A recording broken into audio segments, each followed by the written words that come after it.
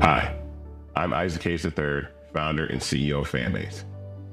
Fanbase is a free-to-download, free-to-use, next-generation social media platform that allows anyone to have followers and subscribers on the same page. Fanbase was built through investment dollars from equity crowdfunding from the Jobs Act. People just like you helped build Fanbase, and we're looking for more people to help build Fanbase. We are currently raising $17 million in a Regulation A crowdfund on StartEngine.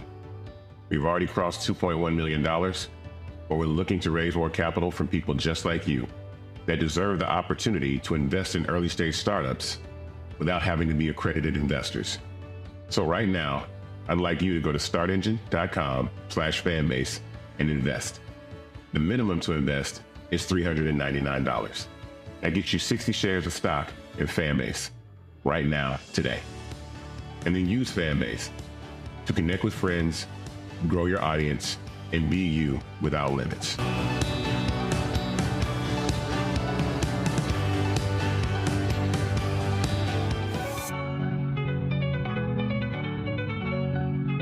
Black Star Network is here. Hold no punches! I'm real revolutionary right now. Support this man, Black Media. He makes sure that our stories are told. Thank you for being the voice of Black America, Roland. Stay black. I love y'all. All momentum we have now, we have to keep this going. The video looks phenomenal. See, this difference between Black Star Network and Black-owned media and something like CNN. You can't be Black-owned media and be scared. It's time to be smart. Bring your eyeballs home. You dig?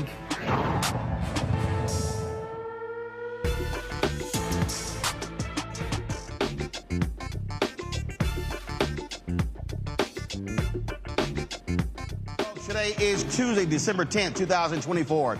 Coming up on Roland Martin Unfiltered, streaming live on the Black Star Network. We're live here at the 10th Annual Hope Global Forum. We'll hear from John Hope Bryant, founder of Operation Hope, about this year's conference. We'll also hear from the highest-ranking Black executive at Truist Bank about the importance of African Americans having access to capital, but also access to contracts. Folks, we'll also talk with Monique Worrell. Remember, she is the Black state's attorney who was removed from her position by Governor Ron DeSantis. Well, guess what? She won re-election, and the Black man she beat, he refuses to cooperate in the transition of her taking over. We'll be chatting with her. New Jersey, the latest state to prohibit bans on books in schools and public libraries. Also, more U.S. flights to Haiti are being indefinitely suspended after escalating violence and safety concerns in Haiti's capital. We'll talk to the executive director of the Black Alliance for Just Immigration about that very issue. Also, Nikki Giovanni, the poet and activist, is now an ancestor. She died at the age of 81. It is time to bring the funk on Roland Martin Unfiltered. On the Black Star Network, let's go. He's got it. Whatever the miss, he's on it. Whatever it is, he's got the scoop, the fact, the find. And when it breaks, he's right on time and it's rolling. Best believe he's knowing. Putting it down from sports to news to politics. With entertainment just for kicks, he's rolling. It's on go, roll, roll, y'all. It's Roland Martin, rolling with Roland now.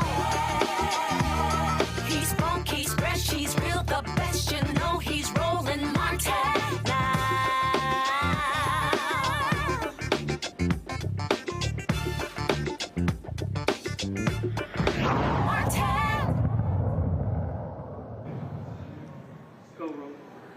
Folks, if you want to know a sorry excuse for a Black man, that is Andrew Bain. He is the state's attorney in Florida who Monique Worrell beat. Now, remember, it was Governor Ron DeSantis who replaced her with Bain, and then she then ran as an independent, kicked his butt on November 5th, and then he decided to say that he was not going to help her with the transition. Well, now he is changing his mind. Monique Worrell, the duly elected state attorney for Florida's 9th Judicial Circuit, she joins us right now. Monique, glad to have you back on the show.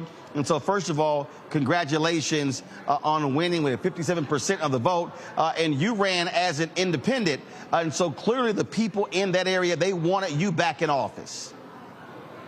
Good evening, Roland. Thank you so much for having me. No, so I ran as a Democrat. Ran as an independent. And yes, overwhelmingly said they wanted me back. I won with 67% of the vote, a margin of 107,000 votes.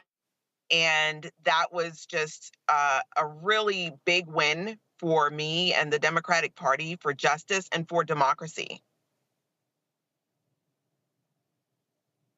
And when you talk about that, and so what he tried, so is he now saying he will help with the transition? Because he posted this long statement claiming all kind of crap, executive order or whatever, when, dude, you lost. You lost. That's right. That's exactly right. So what we saw was an email come out early in the morning saying, I don't have any intentions on assisting in transition. My understanding is that she's not allowed to be the state attorney, so I will be here until the governor tells me otherwise. And we saw an extreme backlash from local leaders, from the media, from the voters. And by 3 o'clock that afternoon, shortly after I released my statement, we saw a reversal with him saying, well, actually, my last day is on January the 6th, and her first day is on January the 7th, and I will do everything I can to facilitate the transition. So a complete contradiction to his earlier email, and what we saw was an extreme reversal of his own position. What we are seeing here, again, what we're seeing here is Ron DeSantis doing exactly what he does, and that is attacking duly elected state prosecutors.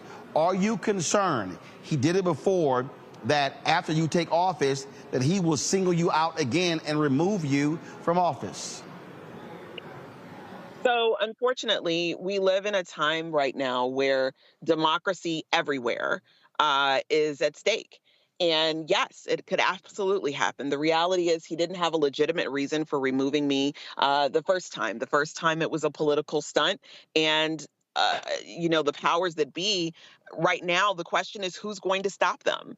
Who's going to stop them? And so, yes, it could absolutely happen again. This was never with the understanding that it couldn't happen again. I ran because democracy matters. I ran because the voters matter and their voices matter. I ran because all of the reasons I ran initially still exist. We still have an unjust criminal legal system that over-incarcerates Black and brown people. We still have mass incarceration, with Florida leading, the nation in mass incarceration. We still have law enforcement accountability that is an issue in our country. And all of those things still exist. And that's why I ran.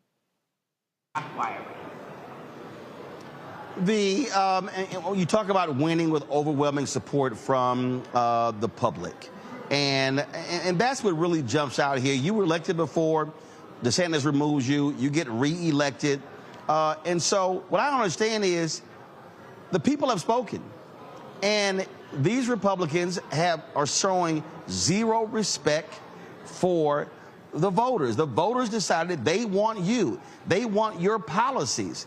And so they don't get to determine what the policies are for your area, because the voters say they trust you and your policies. Yeah, that's absolutely right. And unfortunately, prosecutorial discretion is something that has gone, virtually unchecked since its very beginning. And it wasn't until you had people saying, let's take a look at the history of prosecution in this country. Let's see how we can be more effective and more efficient in how we use prosecution. Let's see if we can use data-proven methods to make our public safer. That prosecutorial discretion then became under attack with, far right extremists saying, we don't want you to use your discretion. We want you to lock up people and throw away the key. And if you're not doing that, then you're not utilizing the prosecutorial function in the way that it was originally designed. And that's where the problem came in, where people like myself and prosecutors all over the country found themselves behind a target, essentially, because they weren't using prosecutorial discretion to further mass incarceration. Well, it has been a hell of a rocky roller coaster for you. Again, they thought they were going to get rid of you. That's not the case. And the voters said, no, we want that sister back.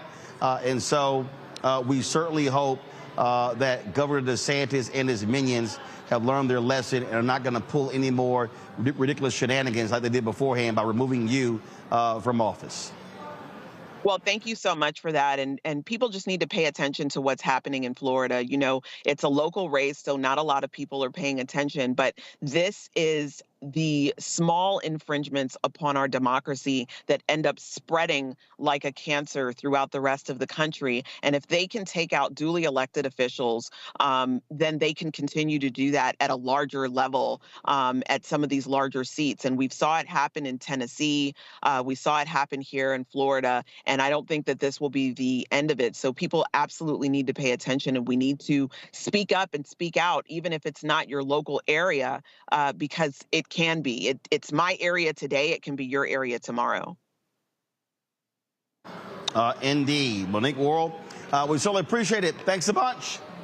Thank you for having me. Folks, going to go to a break. We'll be right back. Roland Martin Unfiltered right here on the Black Star Network. Now streaming on the Black Star Network. I had been trying to get a record deal for a long time.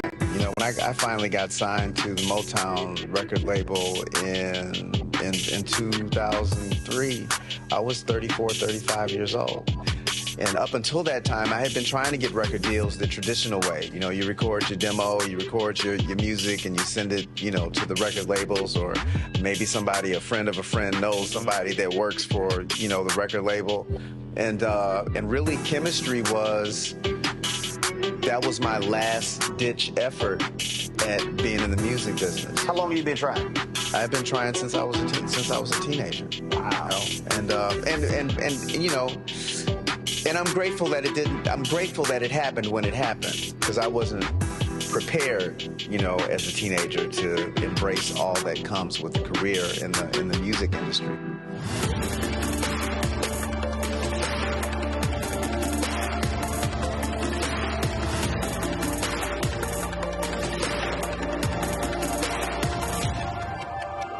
What's up, y'all? Look, Fanbase is more than a platform. It's a movement to empower creators, offering a unique opportunity for everyday people to invest in Black-owned tech, infrastructure, and help shape the future of social media.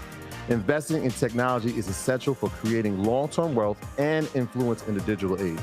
The Black community must not only consume tech, we must own it. Discover how equity crowdfunding can serve as a powerful tool for funding Black businesses, allowing entrepreneurs to raise capital directly through their community through the Jobs Act.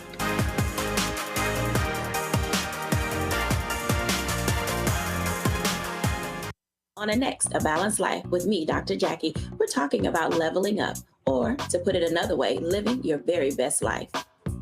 How to take a bold step forward that'll rock your world. Leveling up is different for everybody. I think we fall into this trap, which often gets us stuck because we're looking at someone else's level up journey, what leveling up means to them.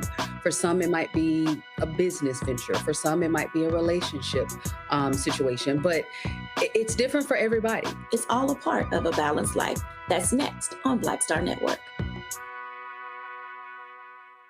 How you doing? My name is Mark Curry, and you're watching Roland Martin Unfiltered. Deep into it, like pasteurized milk without the 2%. We getting deep. You want to turn that shit off? We're doing an interview, motherfucker.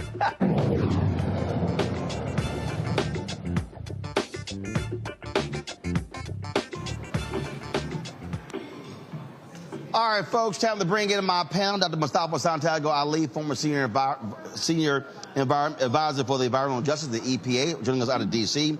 Randy Bryant, DEI disruptor, also out of D.C. And, of course, Joe Richardson, civil rights attorney out of Los Angeles. Glad to have all three of you here on the show. Joe, I'll start with you. It is absolutely crazy to sit here and watch this shameful, despicable Governor Ron DeSantis remove state's attorneys because he disagrees with their application of the law. The reality is they have the discretion. They are elected by the people. And so the problem is the state Supreme Court upheld these removals.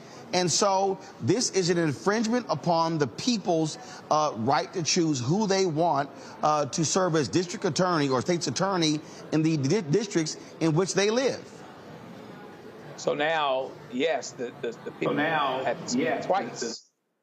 And so, let's see what DeSantis and the courts do this time around. It's kind of interesting that they got this brother to kind of be their minion so that, he was a quote independent, but pretty much funded with Republican money. He comes into the position, gets beat decisively, not where it was close, which is interesting because, there's a lot of Republicans that won around here, but he certainly wasn't one of them.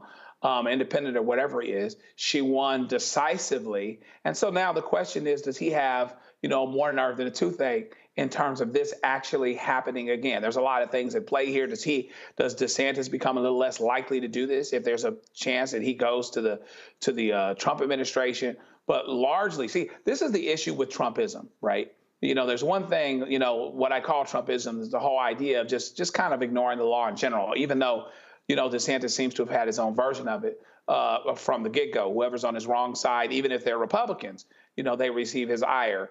But that being said, the question becomes whether or not the people have spoken loud enough to, for whatever reason, prevent this same road being gone down again. And people need to pay attention to it, like was said, because if we don't pay attention to it, you think everything's okay just because you seem to be on the right side of something. He seems to be okay with you right now, but that can change. All of that is subject to change without notice. What's not supposed to change without notice are constitutional rights and guarantees, and the people should be deciding who is in that position. They did it once, they did it twice, and hopefully this time those that would want to undo it will actually listen to what happened.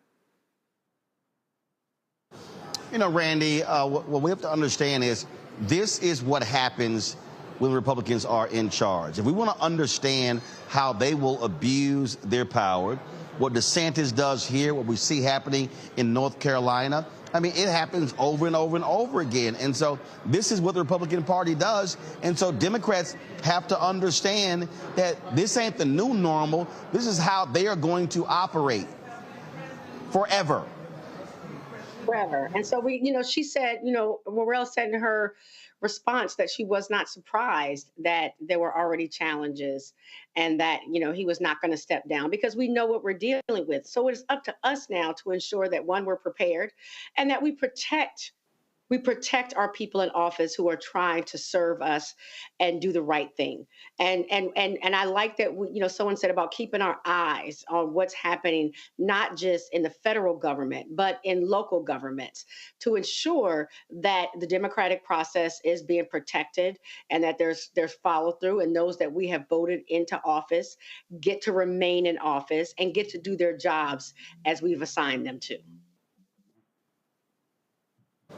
Mustafa, it was a shock when DeSantis removed Andrew Warren, then came after Monique Worrell, and he installed this black man, Andrew Bain, who was a judge, who frankly did the bidding of Ron DeSantis. And that's what's even more shameful. Andrew Bain is despicable. That's what he is. And for him to initially say that making all his legalese why he was not going to help her in the transition, that to me is just atrocious. And what kind of black man are you to do a sister like this here? And it's just shameful. Yeah, well, it most definitely speaks to how you were raised or how you have sort of positioned yourself now to do the work of the master, if I can say it that way. It's really interesting because this is a prime example. When you see what has been happening in Florida they were actually just running sort of these test cases, because now we see that we also have someone who's going to be, the president now, who's talking about removing all these different types of federal workers. And of course, we understand all this goes back to after Reconstruction, the Wilmington coup that happened in 1898. And they, began to take people out and murder people, all these different types of things that happened in that particular moment. This is, of course, a much lesser situation, but as devious, because what they are really saying is that, you are elected to have power to be able to do the right things, but we're just going to strip you of power. We're going to use our privilege to make sure that democracy only works for us in the ways and fashions that we see fit.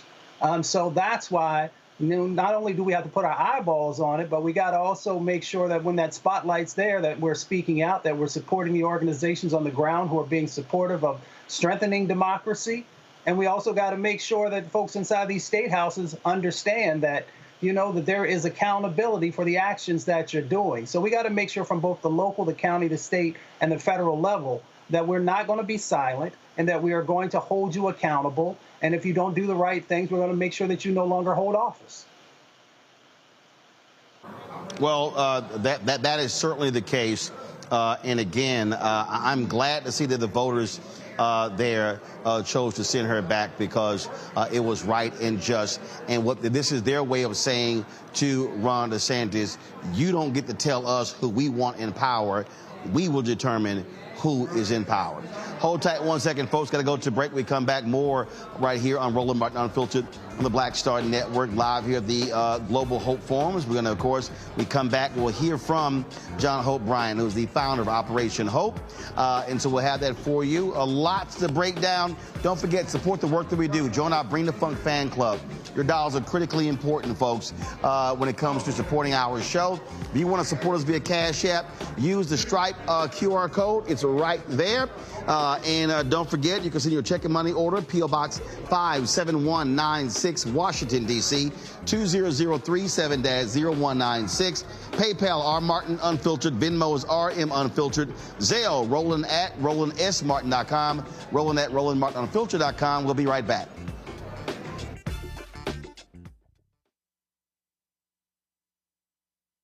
Hi, I'm Isaac Hayes III, founder and CEO of Fanbase. Fanbase is a free-to-download, free-to-use, next-generation social media platform that allows anyone to have followers and subscribers on the same page. Fanbase was built through investment dollars from equity crowdfunding from the Jobs Act.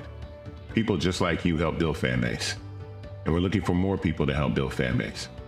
We are currently raising $17 million in a Regulation A crowdfund on StartEngine. We've already crossed $2.1 million, but we're looking to raise more capital from people just like you that deserve the opportunity to invest in early-stage startups without having to be accredited investors. So right now, I'd like you to go to startengine.com/fanbase and invest. The minimum to invest is $399. That gets you 60 shares of stock in Fanbase right now, today. And then use Fanbase to connect with friends, grow your audience, and be you without limits.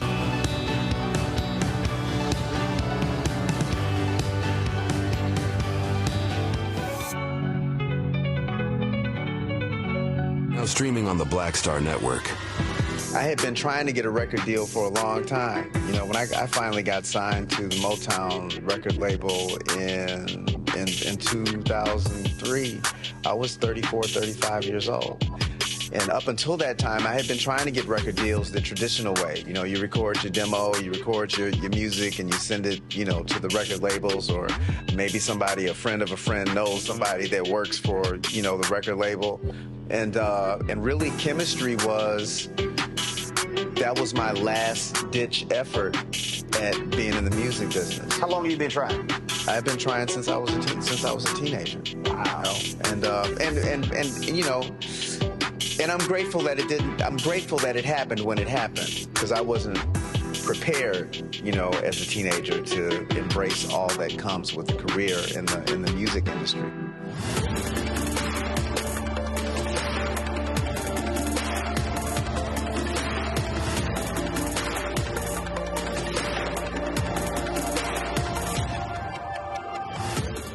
For Farquhar, executive producer of Proud Family. You're watching Roland Martin Unfiltered.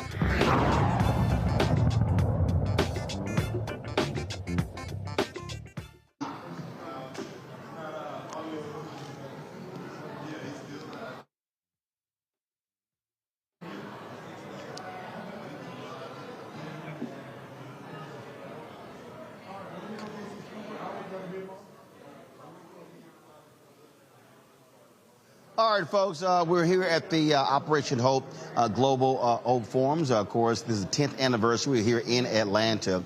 And earlier today, I was chatting with Donta Wilson. He is the highest-ranking African-American at Truist Bank about black capital, talking about what's critically important in order to build African-American wealth. Here is our conversation.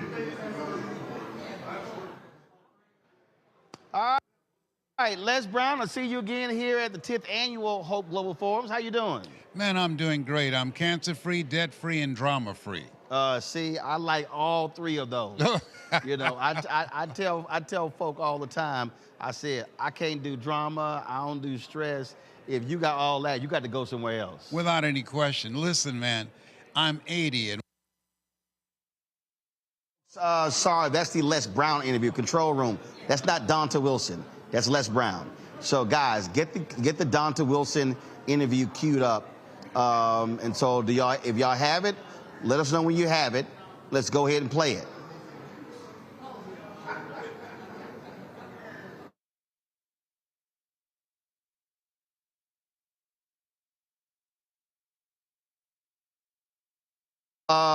Let's do this here. I'm going to go to a quick break. We're going to come back. And so we'll be right back on Roland Martin Unfiltered on the Black Star Network.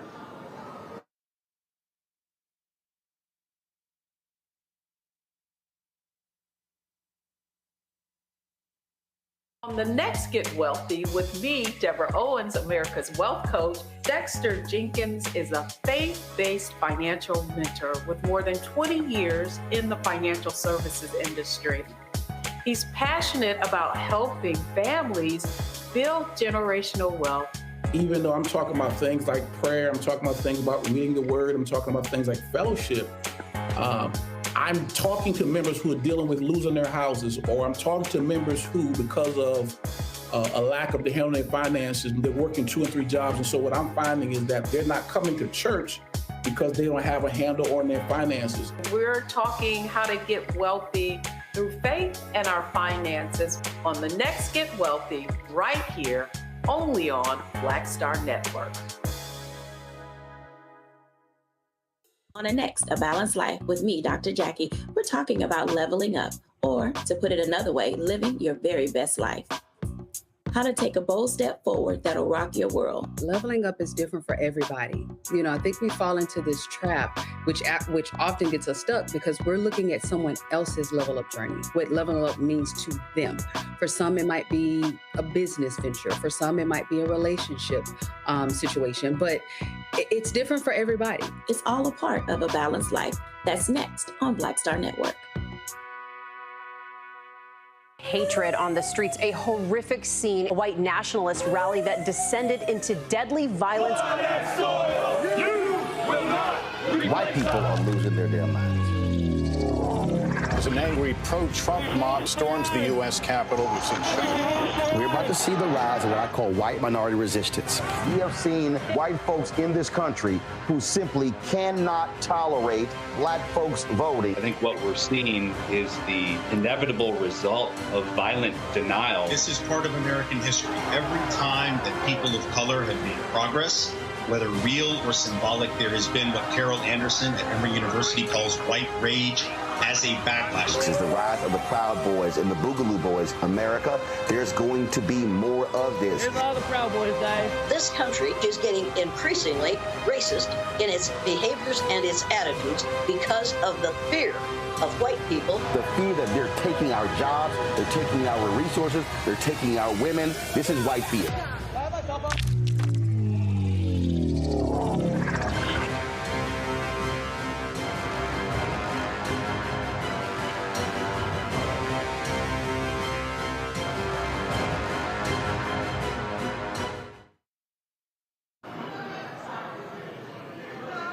All right, folks, welcome back to Roland Martin Unfiltered here on the Black Star Network.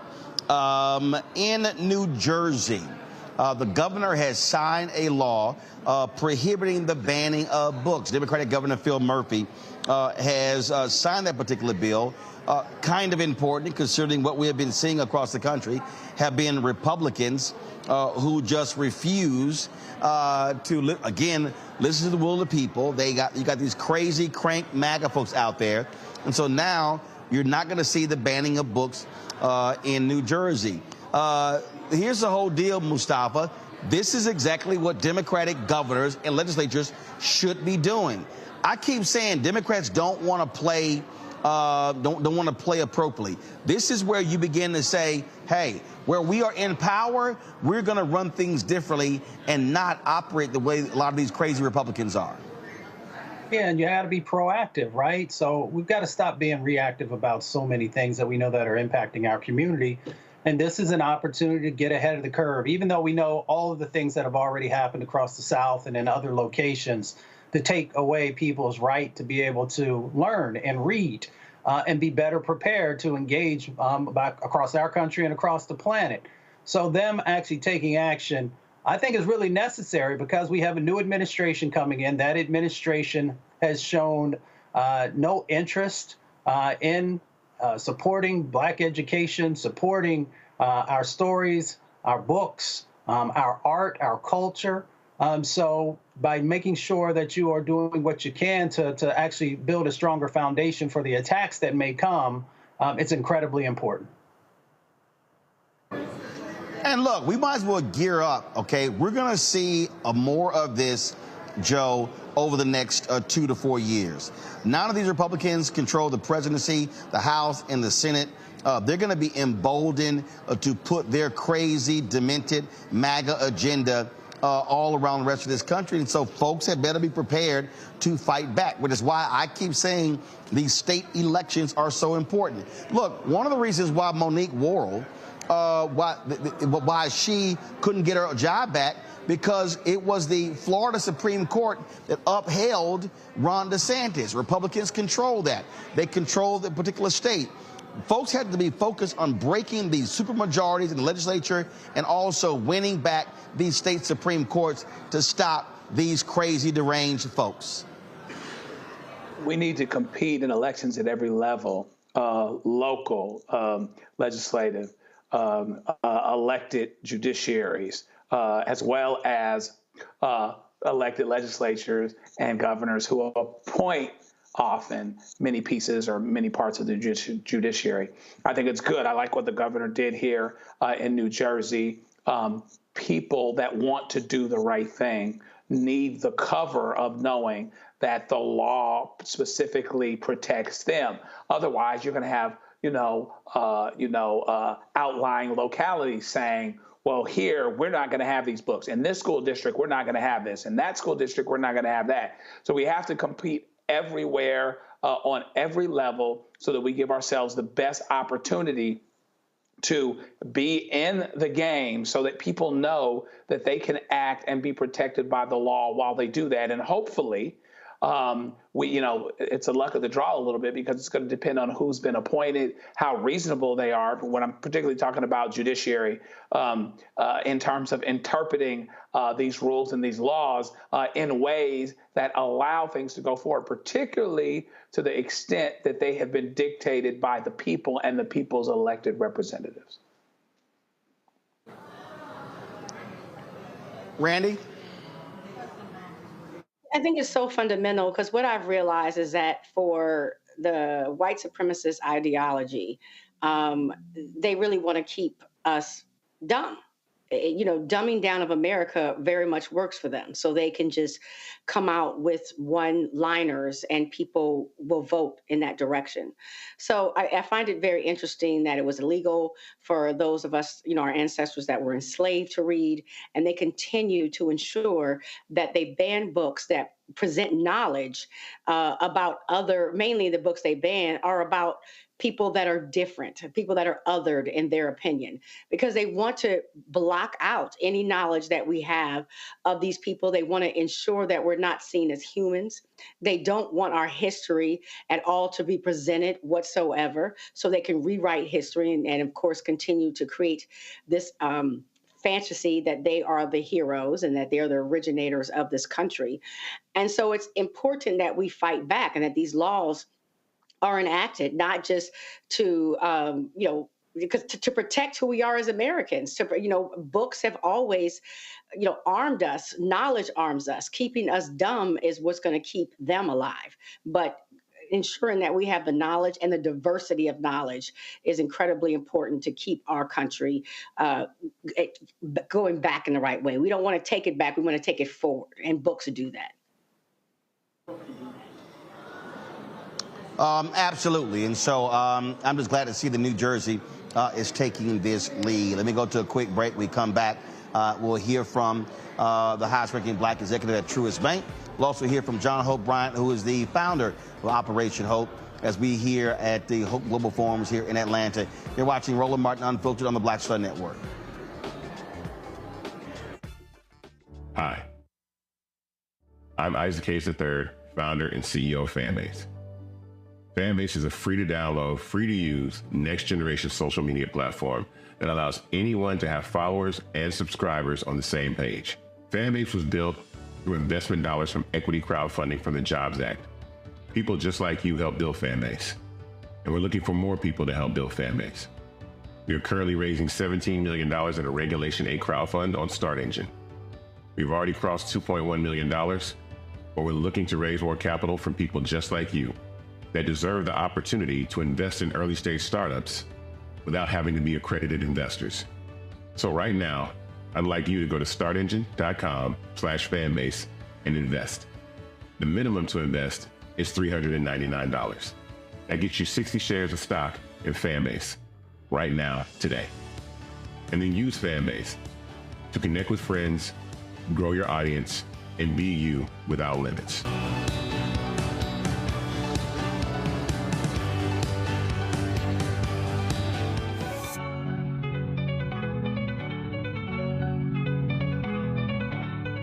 Streaming on the Black Star Network. I had been trying to get a record deal for a long time. When I finally got signed to the Motown record label in 2003, I was 34, 35 years old. And up until that time, I had been trying to get record deals the traditional way. You record your demo, you record your music, and you send it, to the record labels, or maybe a friend of a friend knows somebody that works for, the record label. And really, chemistry was my last-ditch effort at being in the music business. How long have you been trying? I've been trying since I was a teenager. Wow.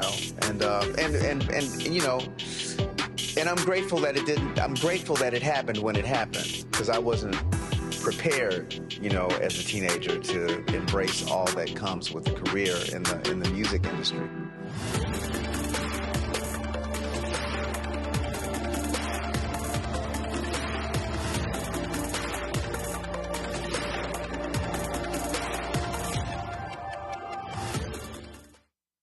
On the next A Balanced Life with me, Dr. Jackie, we're talking about leveling up, or to put it another way, living your very best life. How to take a bold step forward that'll rock your world. Leveling up is different for everybody. I think we fall into this trap, which often gets us stuck because we're looking at someone else's level up journey, what leveling up means to them. For some, it might be a business venture. For some, it might be a relationship situation, but it's different for everybody. It's all a part of A Balanced Life. That's next on Black Star Network. When you talk about blackness and what happens in black culture, covering these things that matter to us, speaking to our issues and concerns. This is a genuine people-powered movement. There's a lot of stuff that we're not getting. You get it, and you spread the word. We wish to plead our own cause Too long have others spoken for us. We cannot tell our own story if we can't pay for it. This is about covering us. Invest in Black-owned media. Your dollars matter. We don't have to keep asking them to cover our stuff. So please support us in what we do, folks. We want to hit 2,000 people, $50 this month, raise $100,000. We're behind 100,000, so we want to hit that. Y'all money makes this possible. Checks and money orders go to P.O. Box 57196, Washington, D.C. 20037-0196. PayPal is R Martin Unfiltered. Venmo is RM Unfiltered. Zelle is Roland at RolandSMartin.com.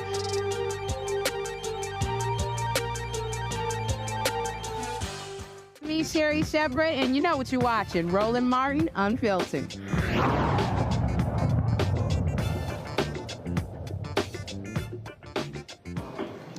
Folks, Donta Wilson is the Chief Consumer and Small Business Banking Officer at Truist Bank, one of the sponsors here at the Global Hope Forums, and I had the opportunity to sit down with him to talk about what their focus is when it comes to helping Black-owned businesses and Black consumers. All right, Donta, let's talk about business. First off, I was backstage. You can chill at the little Kappa sign. So, you know, photographer told me, I was like, a little nice little youth group. Well, we have a higher standard for GPA, but it's okay. You found a club. You found a club to get into. It's okay. Look, I got to keep reminding y'all, without Alpha, y'all just Kappa Psi. Y'all need our name in your name. I love it. Just remember that. I hear you. Just remember that. I hear you. And the presidents always kiss the ring. But you know, so you got the left hand and the right hand. Which one you want? But Roland, when you went with it, you went with a little bit of crimson on your No, see, cream right let me remind you. These are my high school colors. Jack Yates High School in Houston, crimson and gold. That's Jack Yates High School. Okay, all right, Jack Yates. Yes, right. Jack Yates. Far more distinguished than Kappa Alpha Little Youth Group. All right, let's go. let's talk about business. But I want to talk about small business because 95% of Black-owned businesses do $5 million in revenue or less. And one of the things that I keep talking about is that that doesn't change. People talk about access to capital, but also you have to have access to contracts. And so in your position, how are y'all working to get Black-owned business building that capacity and going from small to larger and larger? Yeah, it's a really, really good question. I love how you talked about access to not only capacity, but also access to contract. So you got currency, which I consider capacity, and you got contracts, which is the business that you're able to do so that you can grow. So a couple of things. One, the reason why I'm in this business, this isn't a job, this isn't a calling, this is a career. So my family, watching my family not have access to capital, because they didn't have that, they didn't also have access to contracts. I've watched very successful businesses in my community go out of business because they didn't have those two important ingredients. So what we're doing at Truist is that we're committed to inspire and build better lives and better communities. That has to be a tangible thing that's demonstrable. And so we're investing in things like Operation Hope, which we've partnered with them to grow and start 30,000 businesses already, on a track to 1 million with that partnership. We've given over $250 million to CDFIs so that they are able to provide capital. We're partnered with Project Black, which is Aerial Alternative Investments, so that's John Rogers. And so we raised $1 billion because what we saw was that there were some businesses that needed to grow, so that's the small businesses, but then we decided to go ahead and acquire businesses that were already of size, that were not minority, then put minority leadership and minority ownership so you have scale to handle the capacity that's out there for some of these large companies. One important ingredient to that is the education and information, and that goes back to why I'm in this particular business. We just didn't have all the answers, and we didn't have the information. I liken it to when you grew up and you were taking math, and in the back of the book, you had the answer. Then you go back and you put all the inputs and ingredients to self-solve. Without having a banker, and specifically a Truist banker, that can share with you with full transparency where to get the capital, where can you actually get the contracts. So we invite you to our client events and make those introductions.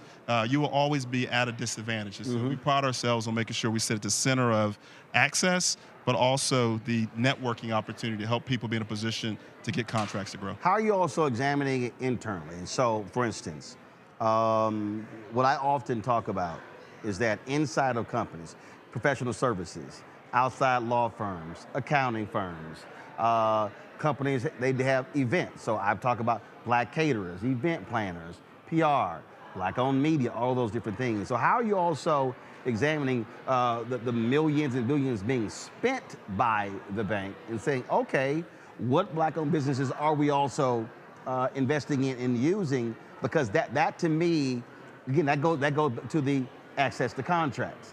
So you're doing it. So the question is, like, I was talking to this one company, and the person never even thought about it. I said, you know, there are black transportation companies. I said, you utilize car service. They never thought about the idea of having a black-owned transportation vendor on their list.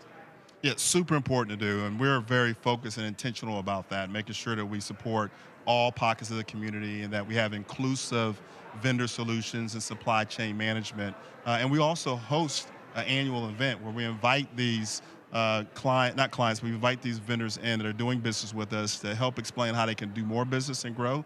And then we invite those that want to do business with us. So again, we can give them the answers to the equation they're trying to solve. And so we host that. We have a team committed to that. And we're very intentional making sure that we have representation in the vendors that we use. When you look at a community, we add up all the assets and liabilities of a community, that is a bank. So if we invest in every pocket of the community to help them be successful, then the bank is going to be successful. And the way that the economies continue to grow, particularly with diverse businesses continue to grow, you'll be missing out economically if you don't provide solutions to that business, but also help them do business with you so that you can ultimately bank them in the long term. John Rogers, for the longest, they called it supplier diversity. John Rogers said, no, we have to start calling this business diversity. John Hope Bryan's always trying to explain to people what real DEI means. I was talking to Mark Cuban about this. He said the reality is you can do DEI, but I even call it DEI. He said, but you have to be intentional in doing that in terms of how you go out and recruit people. How do you go out and bring more people in? And he says, unfortunately, a lot of folk are really, it's just sort of surface level deal. It's not fully ingrained in their ethos to say, no, we have to have diverse business practices because the demographics are changing. Yeah, we talk about it being ingrained in your ethos. Our purpose is to inspire and build better lives in communities. So companies that are committed to delivering their purpose and stay consistent to that, it doesn't matter what cycle that you're in, your objective is still the same. And so that intentionality, that environment, that culture you're building, and that representation of teammates that reflect their communities is super important. So at Truist, we have 2,000 branches. 500 plus of our branches are multicultural branches. And that means that they represent the communities that they're in with teammates that reflect that community. And that's all communities, which is fantastic. And that business, just to give you some economics. So we, that the market and deposits have contracted 3% in the industry. With our diverse client base, we actually grew 6% deposits year over year with that pocket of clientele. So this is about economics. If you want to have a successful economic business, no matter what industry you're in, you want to be able to provide those solutions to all pockets of the community. Now, did that decline happen because consumers are utilizing things like Cash App, PayPal, Venmo, Zelle, and they're not traditionally opening up bank accounts? Is that what happened there? So in the industry, what happened is quantitative tightening. So that's the Fed using its balance sheet, and they took a lot of the balances out of the market. And so you had that take place. And so that's why you had the contraction of deposits. But what we're finding from a consumer's perspective, consumer health is really, really good at the moment. So the biggest piece of that is that they have jobs. And so as long as you have jobs, you have the capacity as long as you got jobs, you're making deposits. Save. That's right. And so when we look at our client base, our clients index and have 1.20 more savings than they had pre-pandemic. All right, so unemployment is still good. They're saving now. The saving rate is about 4%, so it's 100 bips better than it was last year nationally. And so they're doing good. When you look at their FICOs, however, FICOs are higher. Their debt to income is about the same as it's been the last couple of years. Their utilization is low. So they're in really, really good shape because they have jobs. See, here's what's interesting. I sat here and traveled this country in the last year dealing with the election. And I'm sitting here and I'm watching these other networks and I'm listening, and people talking about, oh my God, the economy is horrible, things are horrible, things are horrible. And I'm sitting here and I'm looking at the data though. I'm looking at just what you described, savings. I look at black wealth. I look at look at pre-pandemic, looked at pre-pandemic and post-pandemic, and it's like they're two different worlds. That what some people were saying was happening was totally different from reality. How do you explain that, from your perspective in terms of that? Because the data was showing that we were rebuilding and having a healthier economy as each month went by. Yeah, we're data-driven, so we're a financial services company, and we have the data of our clients. And so we just stick to that data because we have to manage a through-the-cycle type of credit appetite to make sure we fully understand if risk is increasing or decreasing with consumers. And so we just look at the data. We stay fact-based no matter what, different talking points are shared, and the facts are just what we just talked about. You can take a look at the last Black Friday we just had.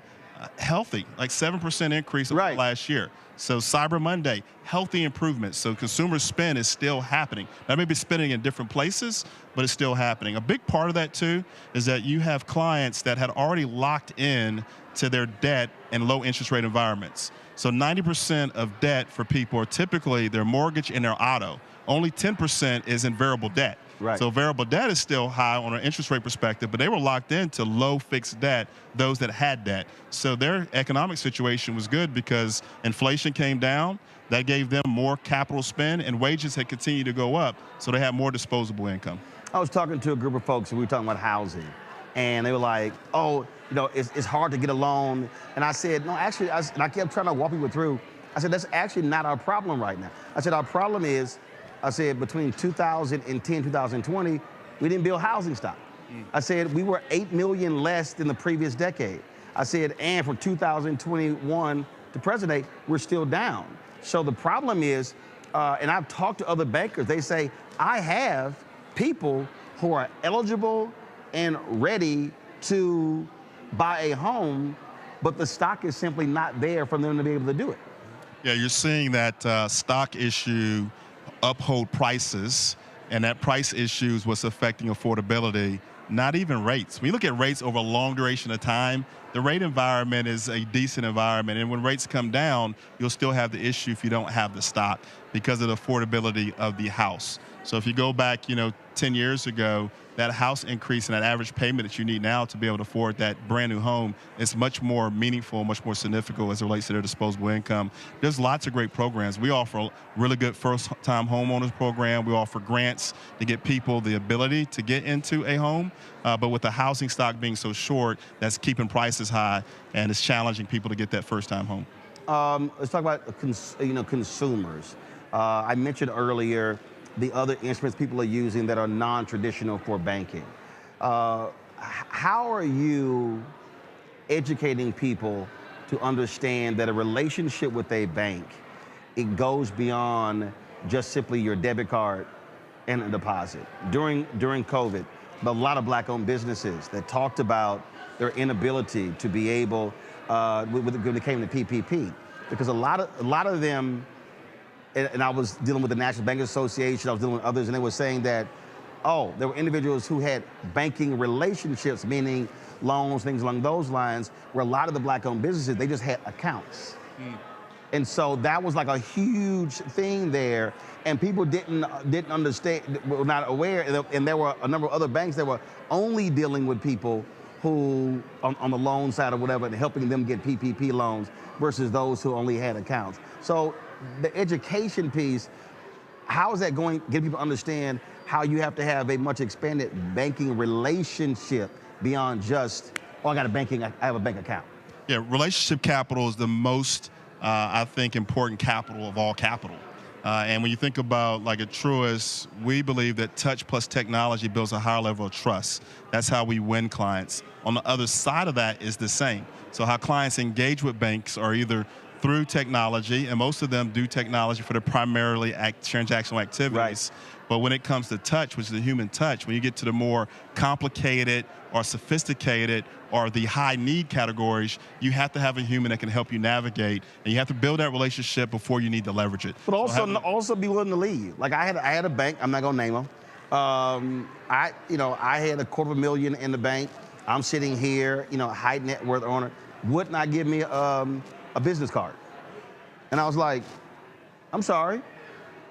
Oh, hell no. So I literally pulled all my money out, went to another bank. The bank was like, oh, hell yeah. Oh, yeah, we're going to give you a business card. Because I had business expense. But it was crazy. They were only looking at me from this vantage point as opposed to what I was depositing, what I was generating, and I put my business. I wasn't willing to stay in that relationship. I said, no, there has to be a benefit for me.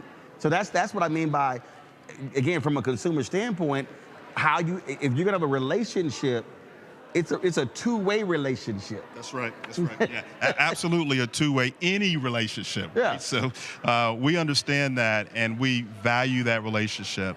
So we talked about Triple P when we had that environment. We were one of the first banks to make sure the technology was available to be able to help clients and you were able to take a digital loan. So there's 2 banks in the country that did it on that Friday. We're one of the 2. But then we also took hundreds of our teammates and made them accessible to clients to be able to talk via phone because they couldn't come to the physical location, and to proactively make calls to clients to say, do you need help? That's relationship. You didn't have to come to us. We called you to do a financial check-in, have a caring conversation to see what help you need. When we became Truist, which is a merger of equals between BB&T and SunTrust, we did our research and said, all right, what's missing? What's the white space in financial services? And what our clients told us is that they wanted an institution that showed up with care and expertise. And care is like an emote.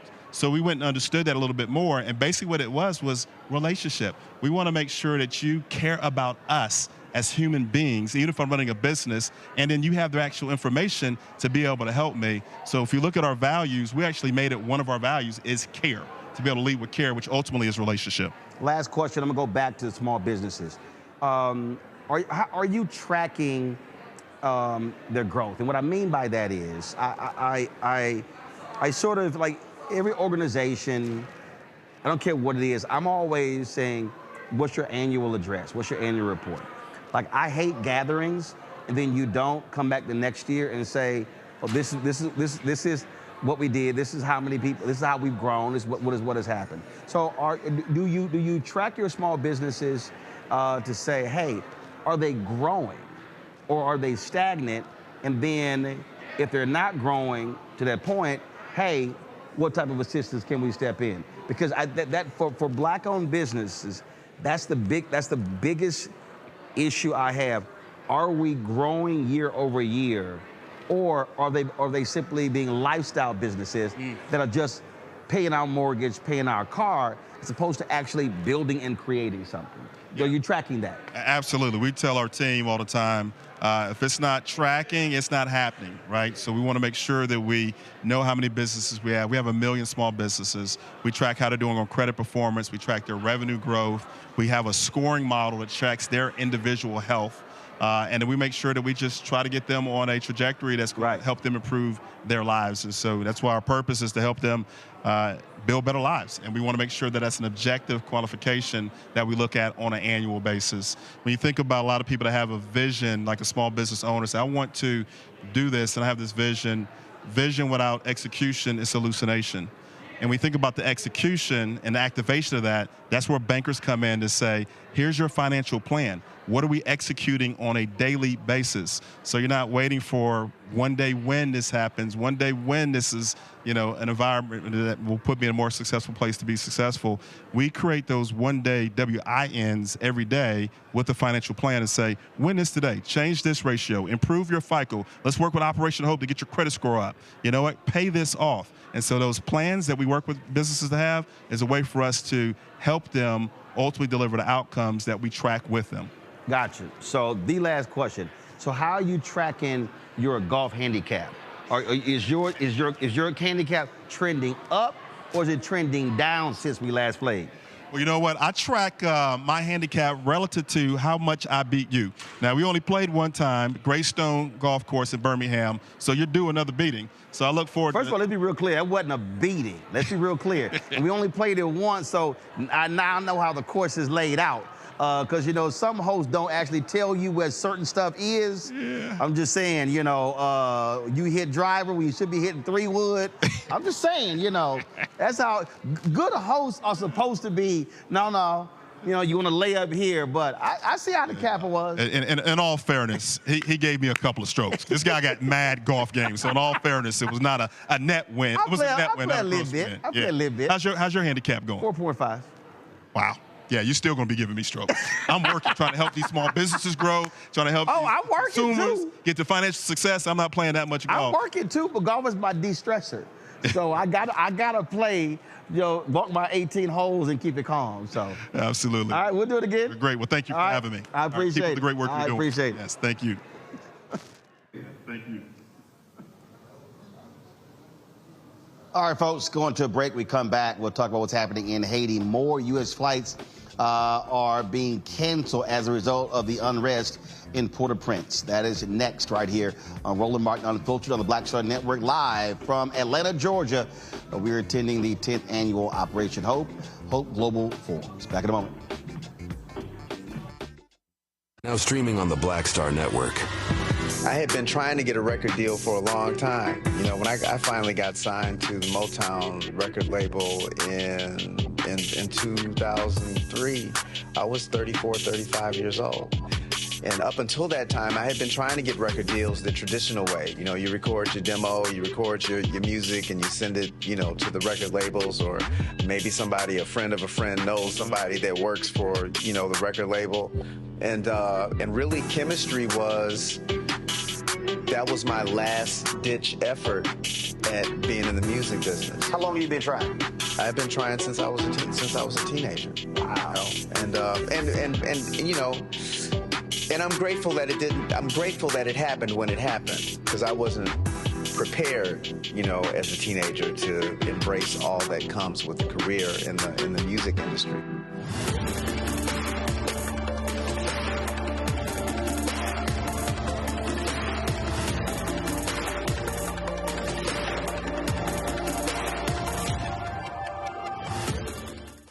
Hi, I'm Isaac Hayes III, founder and CEO of Fanbase. Fanbase is a free-to-download, free-to-use, next-generation social media platform that allows anyone to have followers and subscribers on the same page. Fanbase was built through investment dollars from equity crowdfunding from the Jobs Act. People just like you help build Fanbase, and we're looking for more people to help build Fanbase. We are currently raising $17 million in a Regulation A crowdfund on StartEngine. We've already crossed $2.1 million, but we're looking to raise more capital from people just like you that deserve the opportunity to invest in early-stage startups without having to be accredited investors. So right now, I'd like you to go to startengine.com/fanbase and invest. The minimum to invest is $399.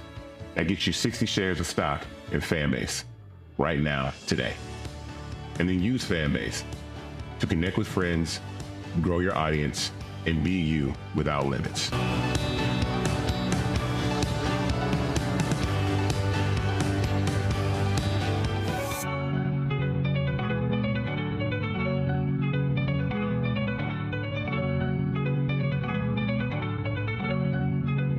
Hey, it's John Murray, the executive producer of the new Sherry Shepherd Talk Show. You're watching Roland Martin Unfiltered.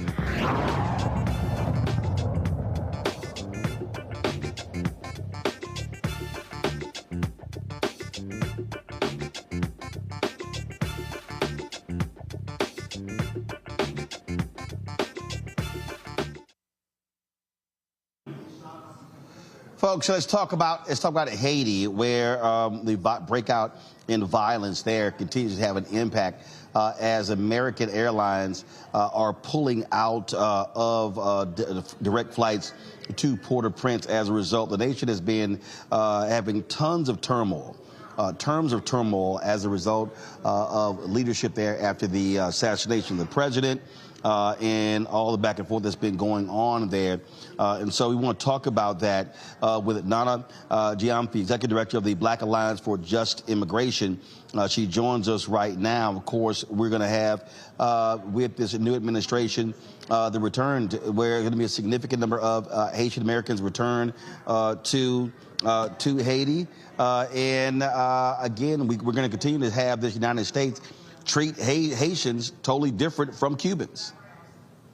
Totally different from Cubans, totally different from Ukrainians, totally different from people who are clearly not being seen or are not Black people, right? And so thank you so much for having me on, Roland. This is a really critical situation that I'm appreciative that you keep this on the radar for folks, understanding that, as Mama Fannie Lou taught us, none of us are free until all of us are free. So whatever's happening in Haiti, we understand that it's just reflective of what is meant for all Black people around the world under white supremacy and racial capitalism. So this decision by American Airlines to stop their daily flights from Miami to Port-au-Prince, again, impacts the ability to be able to get to the country.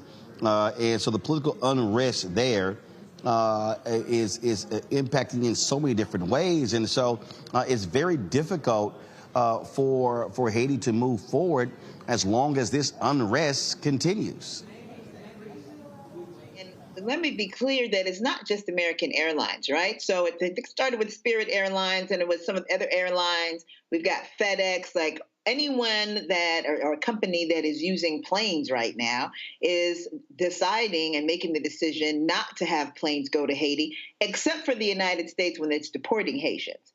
Suddenly it has it's clear political unrest is not impacting the capacity of the U.S. to deport Haitians, even as it has granted temporary protective status based on the dangers and conditions in Haiti, even as it allows its commercial airlines, whether it's for passengers or for packages, to stop landing in Haiti based upon the harm, the danger, the violence there. And so it keeps people who are Haitian from being able to connect with their folks, keeps people who are in Haiti from being able to come here, those who are able, fortunate enough to have passport and a ticket and capacity based upon U.S. policy to be able to come in.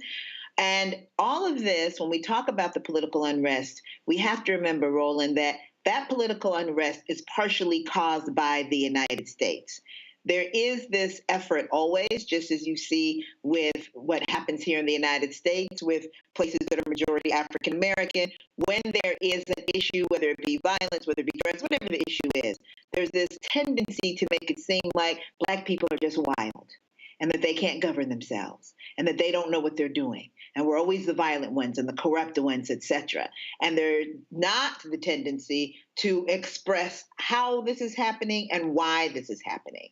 Right now, Haiti is actually not in Haitian hands, and we can talk about that more, but that is a big cause of the condition that we have right now in Haiti, be it the violence, the political instability, the economic instability. The United States has a big hand in it. Haitians actually do not.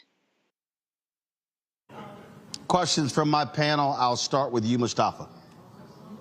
Yeah, well, thank you for the information that you've been sharing. I've had the opportunity to be to Haiti a few times. I'm curious, we often have philanthropic organizations, nonprofit organizations, and others who play a small role, sometimes good, sometimes not so good. I'm curious if they're still on the ground, being able to provide some forms of support, and I assume that they're coming either across land bridges or through the oceans. But I'm curious what's happening in that space. I will say this, that what we understand and the partners that we have at Baji, like Grassroots International, they are on the ground themselves and dealing with local entities that are on the ground. And that is where the best work is being done. It is community by community. It is local group by local group. It is neighbor by neighbor who are taking care of folks, trying to keep people safe, trying to make sure that people have food, trying to take care of children, to do some kind of education here on the side, even as the country infrastructure is falling down. There are some outside groups that are assisting. Those who are doing, and when I say outside, some of them are Haitian-led, but they're in the United States or in Canada, right, or other countries. And those, of course, have connections, again, directly to the people in Haiti. And those are the ones that are being the most successful because they understand that they need to connect with folks that are on the ground. And I'm thinking of groups like Haitian Women for Haitian Refugees. I'm thinking of groups like Haiti Action Committee and, of course, Grassroots International that I mentioned and so many others. And then there's those big groups that come in, and think Hurricane Katrina, right? The big groups come in, maybe they help a little bit. But a lot of what they do is collect a lot of money and collect a lot of resources and don't give out as much. And as we saw with Hurricane Katrina, and again, any of these catastrophes that happen in our communities, it is the people that are on the ground. And if you connect with the people on the ground, that's how you're able to be effective. And so some of this is not requiring planes, because you're actually looking at the resources that are already there and figuring out how to best use those resources. But it's going to be harder with these planes not coming in. Randy. Airline outside of Haiti. Is that Sunrise Airline? It's called the local airline in Haiti. I'm wondering, I know they're still flying in between the United States and Haiti. Do you know if they are going to increase the number of flights they're doing just to try to make a difference in the other airlines, all the other airlines stopping air travel to Haiti? I don't know the answer to that question. I will say, just sort of looking at history, you still have to have the resources to make that happen. And some of the places where Haiti, our neighbors, would naturally get those resources. We were talking earlier about the economy and what's happening. In some places, it's booming a little better than others. But a lot of those places that would normally be of support are not necessarily there to be in that critical space. We remember that when Venezuela was up and running, when you had these type of situations that, before the sanctions of the United States, Europe, et cetera, they would give oil, right? They give gas so that you could put that into these planes, put airplane fuel in here and make it happen. That is not the case because Venezuela don't have that. That's not the case with Cuba because of the sanctions being listed as a country of state terror by the United States has made it so that Cuba can't do what it once did. CARICOM is providing some support, but not the support in the commercial type of ways. And so not sure how that's going to move now with Sunrise, but it feels to me, based upon what the normal places you would have to lean on, that that's going to be harder for them to be able to do to scale, though I'm sure they'd love to do so. Thank you. Joe. Thank you. So thank you so much for the information and for the work that you're doing. A couple short questions with a little expansion. The two questions are, what can people do and how can people help? So what can people do to sound the alarm on something that still doesn't get the attention that it should be getting, right? This inequity that we see with how Black countries and people that are potentially politically persecuted, et cetera, are treated as it pertains to getting from here to America or getting resources and help that truly should be there. And the second, how can people help? And I think you alluded to this a little bit in terms of the specific organizations that are on the ground, smaller organizations that are specialized and really know how to stretch a buck, as it were, or use the resources, know where the problems are, those types of things. Can you give us some information on that? Absolutely. So I would say that in terms of internally, the kinds of things that we can do, firstly, is if you are in a place like Florida, New York, Boston and Massachusetts, places where we have large Haitian populations, but even places like Los Angeles, where I live, where the populations are not as large, let's get in touch with Haitian organizations locally and see what people are doing for their folks at home, how people are connecting to their people at home, and how folks are getting there. Because as we all know, we're going to make it happen. People are going to figure out how they can support their families. That is the history of Black folks. Wherever we are, we're going to make it do what it do. And so let's connect to those folks to make sure that that's happening. That's community support, right? The other, if there's funds to be raised, et cetera, let us do that. Let's pour our hearts out as we always do.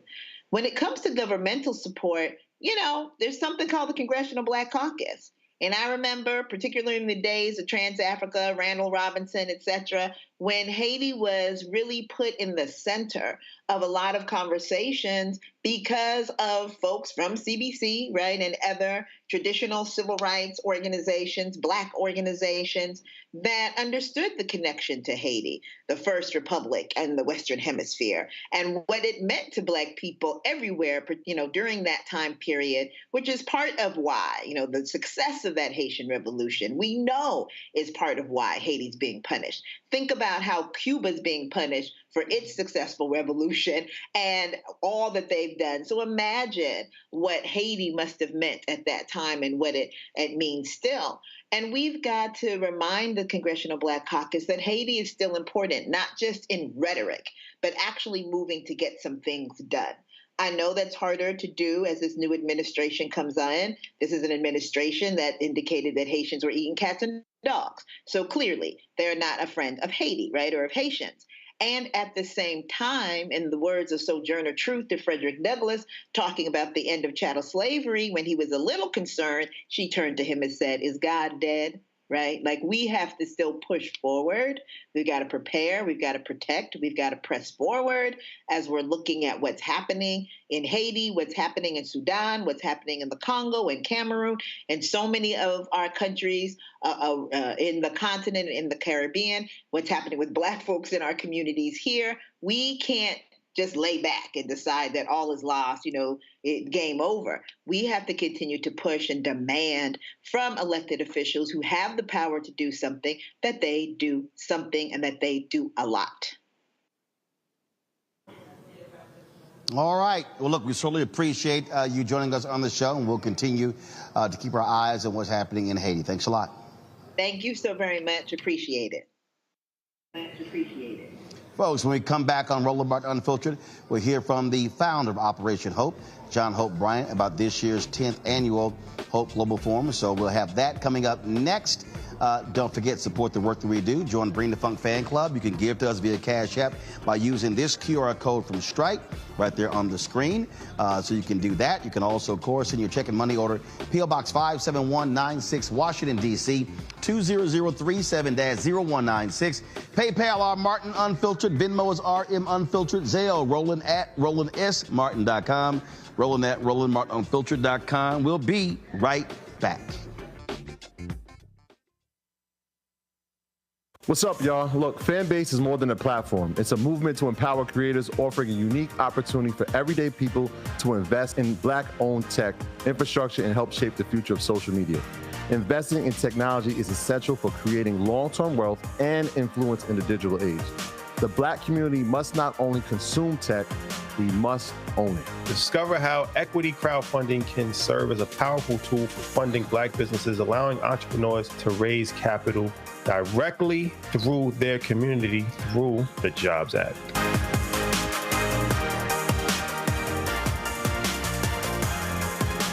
Now streaming on the Black Star Network. I had been trying to get a record deal for a long time. When I finally got signed to the Motown record label in 2003, I was 34, 35 years old. And up until that time, I had been trying to get record deals the traditional way. You record your demo, you record your music, and you send it, to the record labels, or maybe somebody, a friend of a friend, knows somebody that works for, the record label. And really, chemistry that was my last-ditch effort at being in the music business. How long have you been trying? I've been trying since I was a teenager. Wow. And I'm grateful that it didn't. I'm grateful that it happened when it happened, because I wasn't prepared, as a teenager to embrace all that comes with a career in the music industry.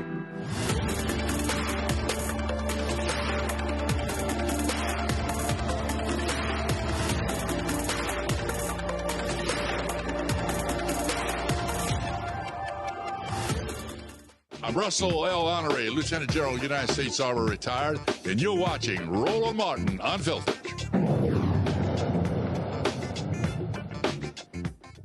Go, Roland. Folks, the man behind Operation Hope, John Hope Bryant, of course, had a chance to catch up with him. He, of course, leads this annual conference, the Hope Global Forums, and so here is our conversation. All right, John, 10th annual Hope Global Forum. Big difference between first year and this year.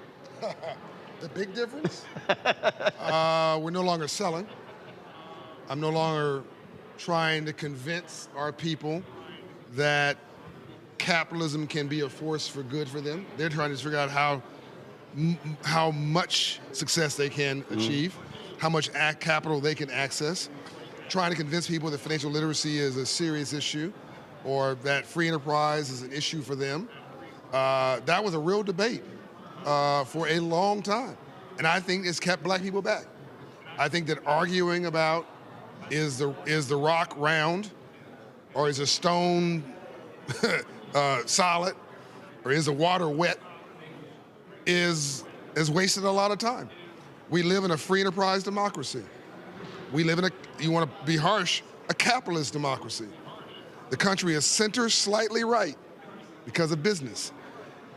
To not understand that, not to appreciate that, to understand that if you want to distribute money like a socialist, you first have to collect it like a capitalist, that you have a payroll, and that without business, you can't do any of this. That's a memo that I'm shocked that most people just miss completely.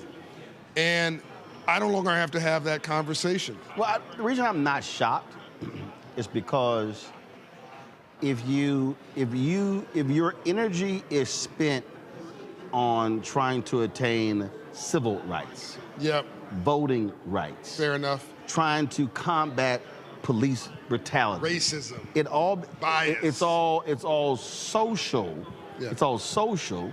So for the longest, our black members of Congress, when they went to D.C., they were on the HUD committee. They were on the Social Services Committee. Whereas now what you have is you have a generation, now a second generation, who is saying, no, I don't want to go watch. I don't want a pension. I want to own. Yeah, they're on the banking committee now in Congress, by the way. That's what I'm saying. House and Senate. That's what I'm saying. That now shifts in terms of also House Appropriations Committee. Right. It's a money conversation. Right. So you're 100% right. My second great-grandfather was a freedom fighter. He was in the Civil War. He was a slave, George Young, and Emancipation Proclamation only freed the slaves behind enemy lines. So he went to go fight for freedom even though he didn't have any. So that was social justice. My grandfather was a sharecropper, R.B. Smith. My daddy was a businessman but wasn't financially literate. So he lost everything, even though he worked his entire life. I'm an entrepreneur, obsessed with financial literacy. My grandmother, second great-grandmother, was a slave, had a washboard business in Mississippi. Even though she was a slave, had a boarder. I'm told now she had owned a home with no mortgage on it. That's where I think my free enterprise bones comes from. My grandmother owned a shotgun shack. My mother owned 7 homes. You met Juanita Smith, God rest her soul. I owned 700. So it's a progression. So to go from civil rights to civil rights, I think is also a progression. So and look, Ambassador Young is here, and all these heroes and sheroes. I would not be who I am without what they went through. Mm-hmm. So I don't begrudge the fact that people roll their eyes at me, as you well know, 20 years ago. You took me seriously, but most people, I remember I saw you at the White House, and I said, I'm John O'Brien. You said, I know who you are. But you took me seriously. Most people are like, oh, financial literacy. Oh, here it comes again with capitalism. They aren't doing that anymore. They're calling me for jobs. They're calling me for contracts. We're the largest black-founded, black male-run and founded, nonprofit, community-based organization in America. Annual budget is $75 million, $4.5 billion invested, 400 employees, payroll of $1.5 million every 2 weeks. In every state in America, 1,500 offices. And now it's a movement. You hear all this noise back here? That's 2,000 people coming out of a main state session. I don't need to be there. Before I had to be in, as you said, I had to be in every session. Now I can come here and calmly talk to you. It's a progression. We still need civil rights, as you well know. Mm-hmm. But I think we need to add on to that civil rights. We need to be bilingual. Two things can be true at the same time. So I think that's the biggest aha. the scale of it now is pretty intense. I think we have a real shot at a real movement now. How do you also hold the companies accountable that want to be in business with you, that want to come here and speak, that also spend billions of dollars on professional services, outside legal firms, accounting firms, catering companies, transportation, spend money on advertising, where you also say, hey, supporting me is great, but also how you make it that you are providing contracts opportunities. I had a conversation with Dante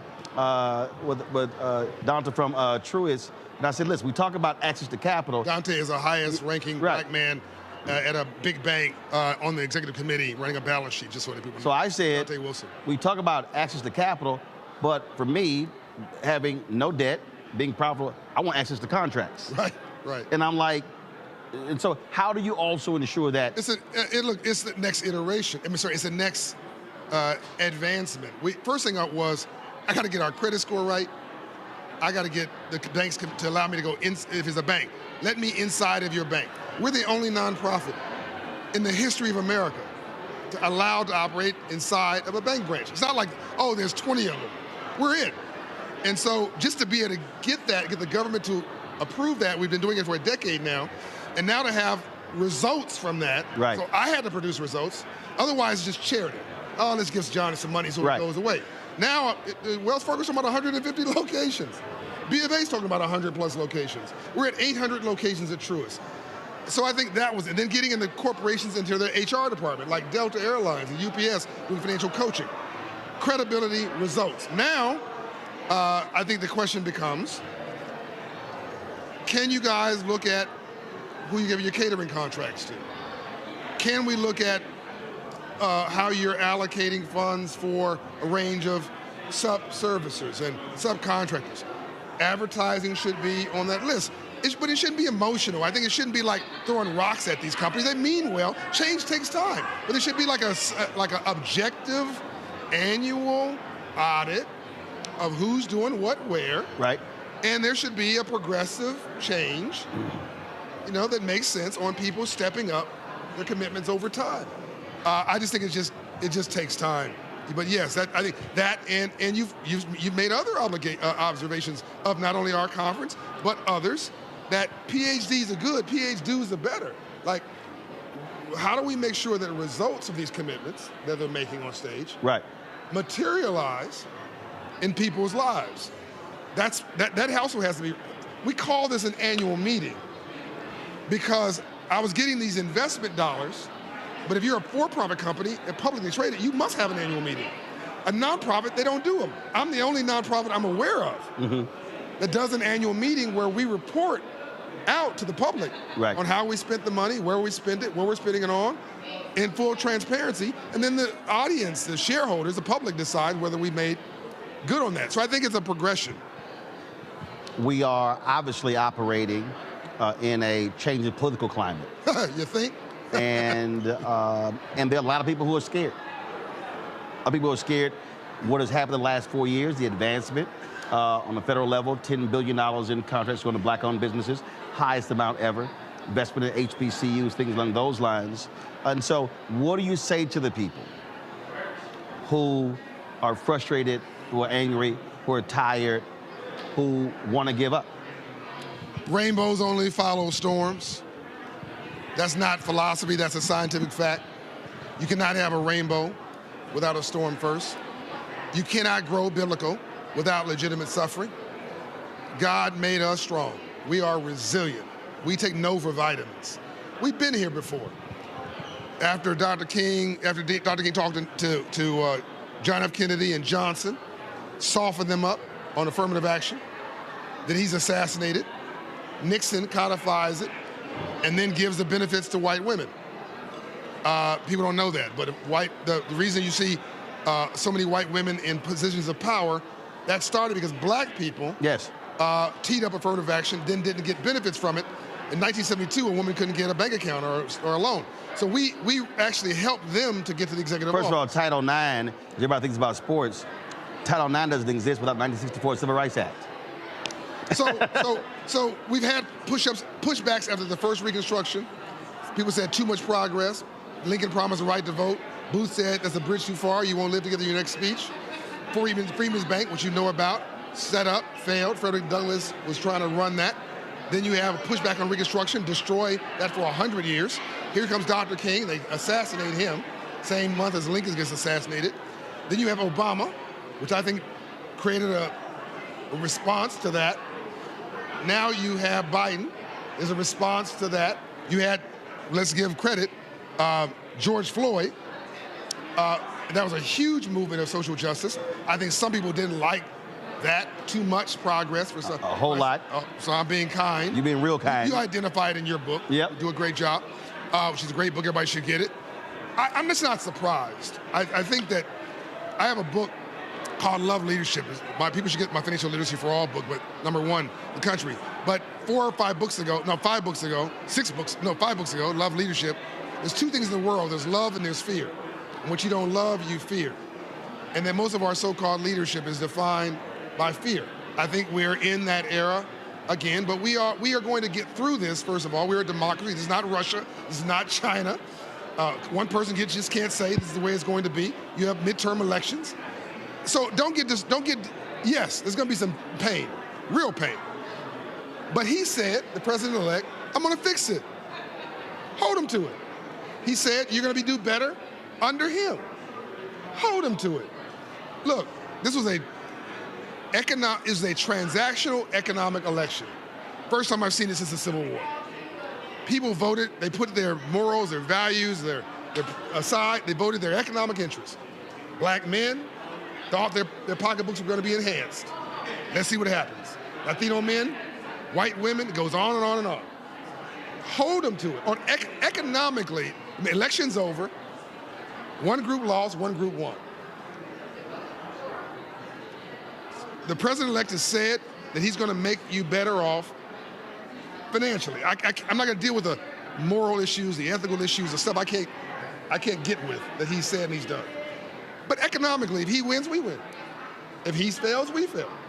Let's wish him well, economically. Go on about your business. The dog is called the ice cream truck. They got everything. They got every level of government. Mm-hmm. Let them go about their business.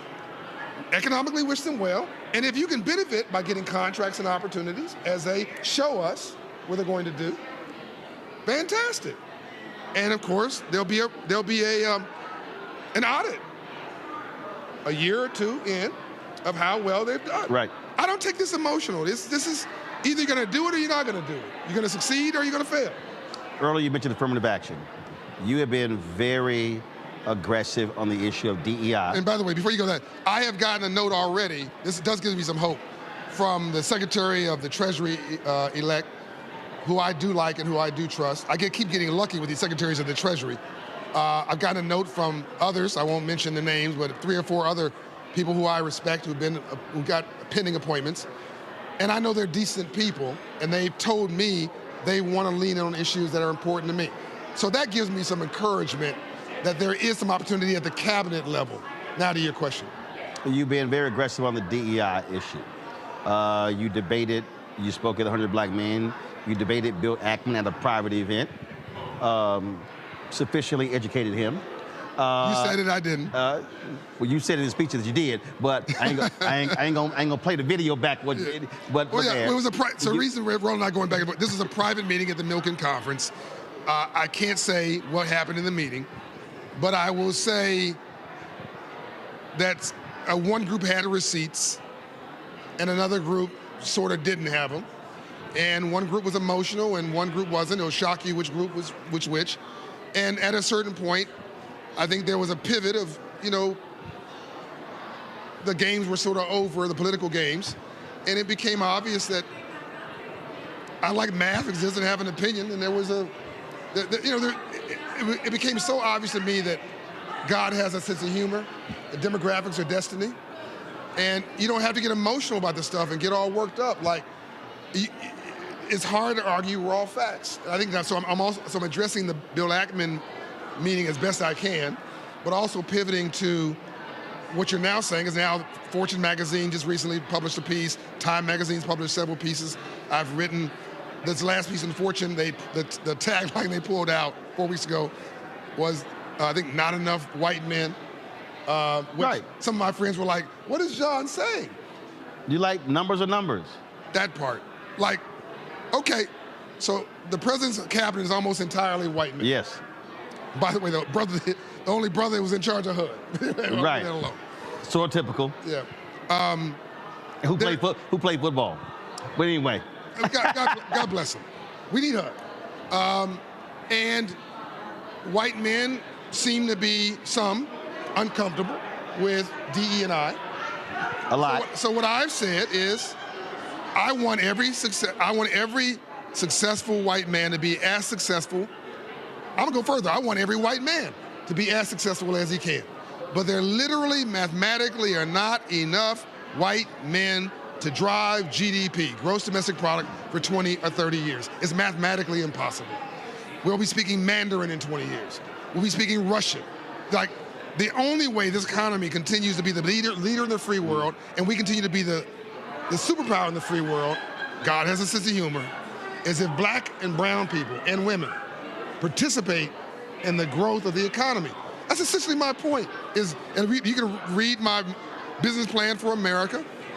Roland's nosy, he's already read it 4 times. You can download it. You can read what I've written on this topic. Look, DE&I is dead. Yes, I said it. It's been politicized, it's been marginalized, it's been weaponized, and it's not worth fighting for. It's an initial, right? What you want is inclusive economics, the contracts, internship. John Rogers jobs, said not supply diversity, business diversity. That part, access to capital. Tony Ressler was here. He said civil rights today is access to capital, access to contracts, opportunities, low interest rates at scale. The color is green, not black or white or red or blue. It's green. So when you're being run out of town, get in front of the crowd and make like a parade. I dare anybody to argue with the data. Diverse companies are most profitable. Mm-hmm. That's not a civil rights group saying it. It's McKinsey & Company. Right.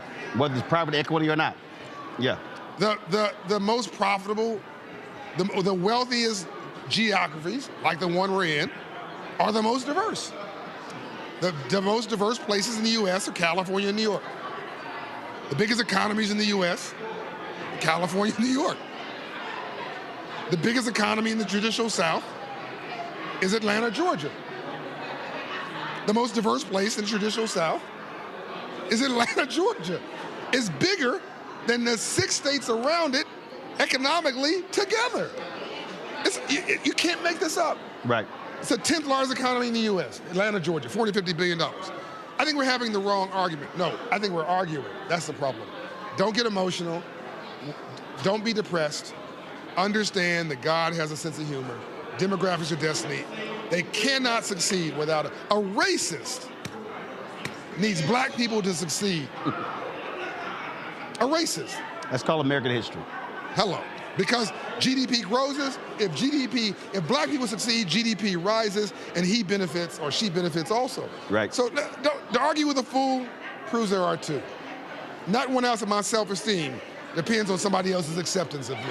You've got that. You're reasonably comfortable in your own skin. And money is freedom. You can sit here and have whatever show you want and produce whatever topic you want because you're independent. You have independent wealth and opportunity. We need more of that. And there we go. You got to go. I got to go. They been giving me the hook. I'm like, he talking. Can't blame it on me. Well, I just asked 3 questions. Roland's show is very important, and we get millions and millions of views on the Hope Global Forum every year, in part because Roland Martin and the Black Star Network is here. We have CNBC. We've got Bloomberg. We've got all the major networks are here, and we're thankful for that. The newspapers are here. We're thankful for that. Bloggers are here. But consistently, the biggest numbers post-forum, we have 5,000 delegates here, biggest in the country. I'm actually told in the world, the Davos for the underserved at this point. But the number one number that I'm told from Kevin Boucher, my head of strategy, post-forum with legs on it, are your continuing streaming of our work. So I thank you for that. Appreciate it. You guys need to become members of Roland Martin Unfiltered and the Black Star Network. Help those that help you. That's it. Could have said it better myself. Appreciate it. Always glad to be here.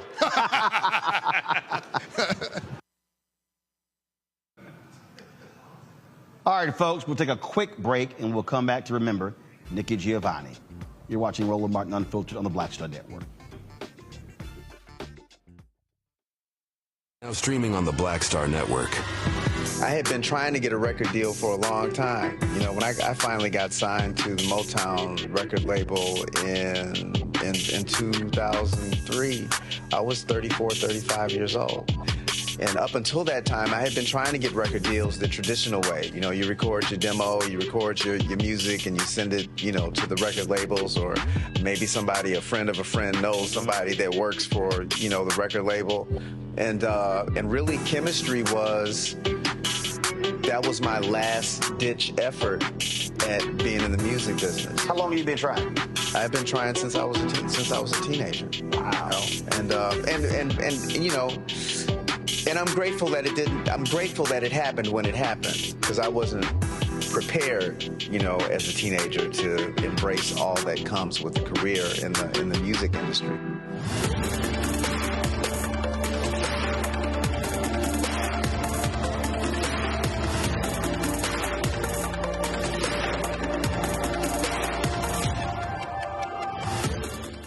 What's up, y'all? Look, Fanbase is more than a platform. It's a movement to empower creators, offering a unique opportunity for everyday people to invest in Black-owned tech, infrastructure, and help shape the future of social media.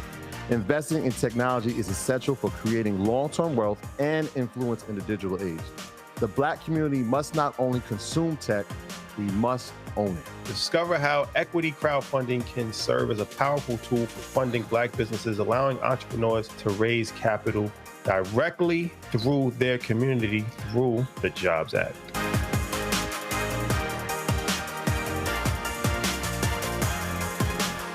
This is Tamala Mann. And this is David Mann. And you're watching Roland Martin Unfiltered.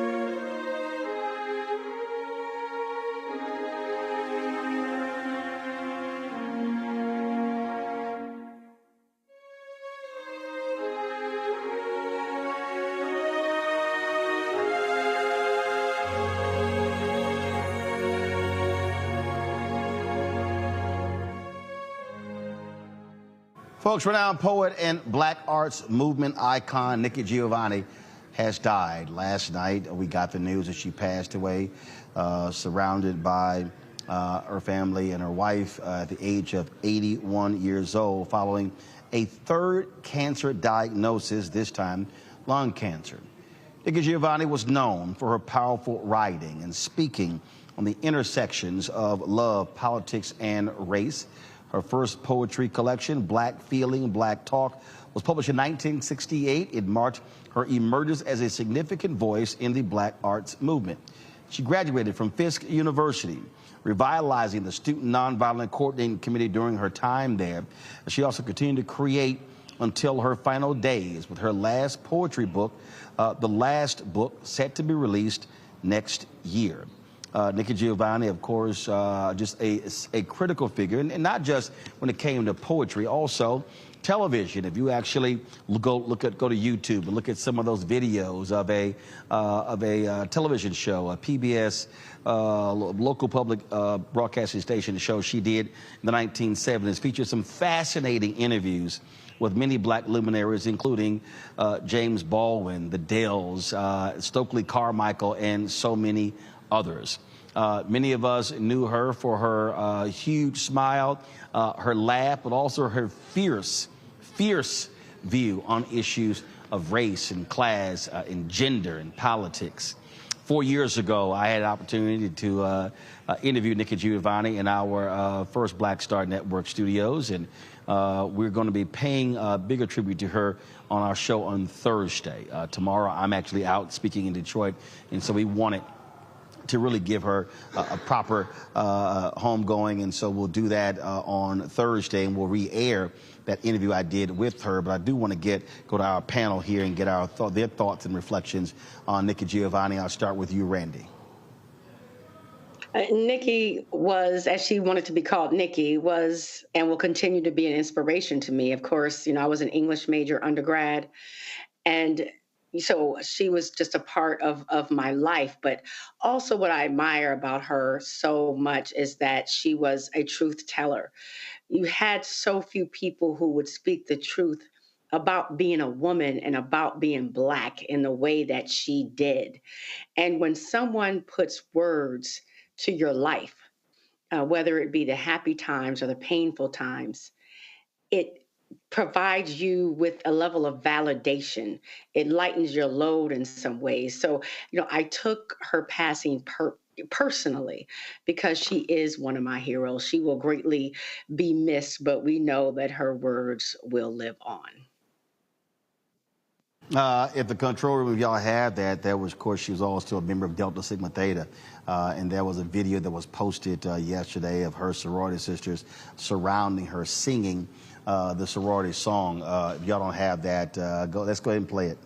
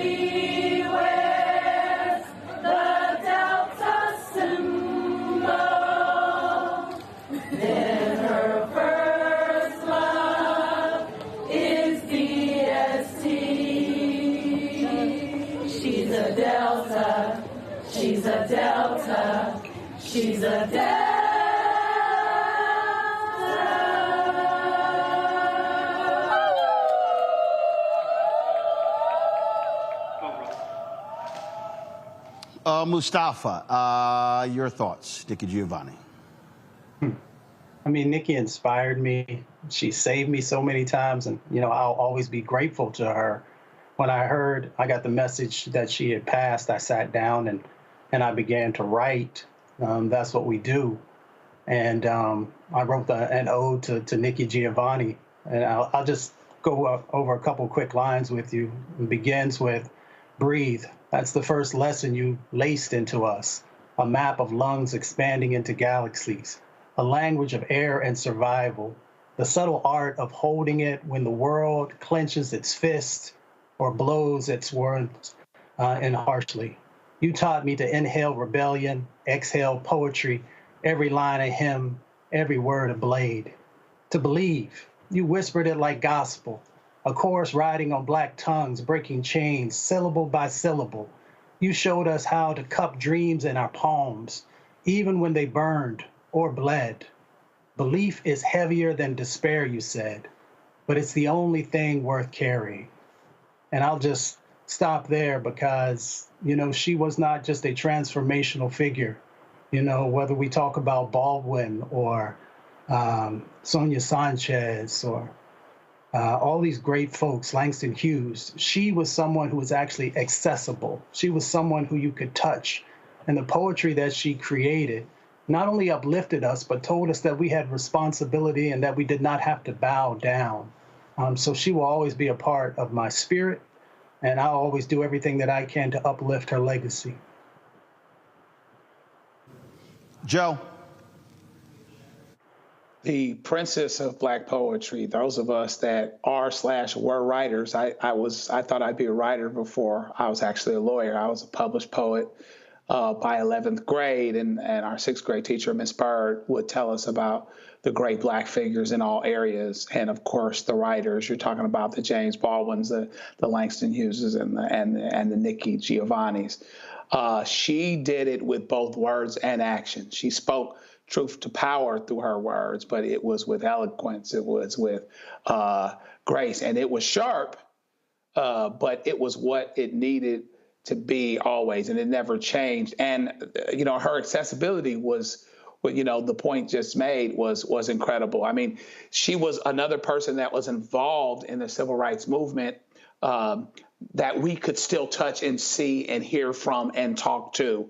The work that she did with SNCC at Fisk University, and so you're grateful that when they become ancestors, because there is so much to celebrate. But at the same time, this is another person from that movement and from that era who's now gone. But all of the work that she left behind, more than 24 books, and all of the things that she did that we can still see and hear and touch, give us the opportunity to follow her roadmap. So we thank her for all of her contributions, welcome her to the ancestors, and we'll make sure that generations to come continue to know who Nikki Giovanni is. So, folks, as I said on Thursday's show, we will pay tribute to Nikki Giovanni in a much more in-depth way. So look forward to that taking place on Thursday. Joe, Randy, Mustafa, so appreciate it. Thank you so very much. Hey, folks, thank you for all of you for watching. Tomorrow, you guys may have you should have the graphic there. I will be in Detroit speaking tomorrow night. Look forward to that. It is the Community Empowerment Speaker Series, Telling Our Story, with Bishop Horace Sheffield. If you're in Detroit, doors open at 5:30. We'll be at the Bridge Center Library, 9928 Grand River Avenue in Detroit. Again, the Bridge Center Library. It's going to be 9928 Grand River Avenue. And RSVP is not required, but it is appreciated. So you can go to www.dabodetroitinc.com/speaker-series/. And so doors open at 5:30. We'll be speaking at 6:15. So looking forward to be in Detroit tomorrow, folks. Don't forget, first of all, then we thank all the folks here. Hope will perform. Now we'll be live streaming tomorrow's events as well. Of course, we streamed yesterday. We streamed today. Tomorrow is the final day, but I'll be on the road tomorrow morning. And so just simply go to our Black Star Network app or go to our YouTube channel as well. Don't forget, you want to support the work that we do. Join our Bring the Fuck fan club. The goal is to get, of course, 20,000 fans contributing on average $50 each a year. That's $4.19 a month, 13 cents a day. If you want to contribute via Cash App, simply use the Stripe QR code. And so you can see it right there on the screen. You can also see in checking money orders the P.O. Box 57196, Washington, D.C., 20037-0196. PayPal is R. Martin Unfiltered. Venmo is RM Unfiltered. Zelle, Roland at RolandSMartin.com. Roland at RolandMartinUnfiltered.com. Download the Black Star Network app, Apple phone, Android phone, Apple TV, Android TV, Roku, Amazon Fire TV, Xbox One, Samsung Smart TV. Be sure to get a copy of my book, White Fear, How the Browning of America is Making White Folks Lose Their Minds. Available at bookstores nationwide. You can also, of course, try them at Chapters, Barnes & Noble, Target, Books A Million. Download the audio version on Audible. Don't forget to get our Roland Martin Unfiltered merchandise. You can actually go to our website, go to blackstarnetwork.com, go to RolandMartinUnfiltered.com, or go directly to RolandMartin.creator-spring.com. And so you can get the merchandise there as well. And don't forget, support of Fanbase. Download the app. Also, if you want to get an equity stake in the company, you can invest. Isaac Hayes is continuing his $17 million raise. So far, $3.7 million has been raised. Thursday, we'll be live streaming his Investathon right here on the show. And so pull the graphic back up. If you want to invest, go to StartEngine.com/Fanbase. StartEngine.com/Fanbase to get more information. Folks, that's it. I'll see y'all. Of course, I'll be back in studio on Thursday, but we'll still be live tomorrow right here on Roland Martin Unfiltered. Y'all take care. Holla! Black Star Network is here. Oh, no punch! I'm real revolutionary right now. Thank you for being the voice of Black America. All momentum we have now, we have to keep this going. The video looks phenomenal. See, this difference between Black Star Network and black-owned media and something like CNN. You can't be black-owned media and be scared. It's time to be smart. Bring your eyeballs home. You dig?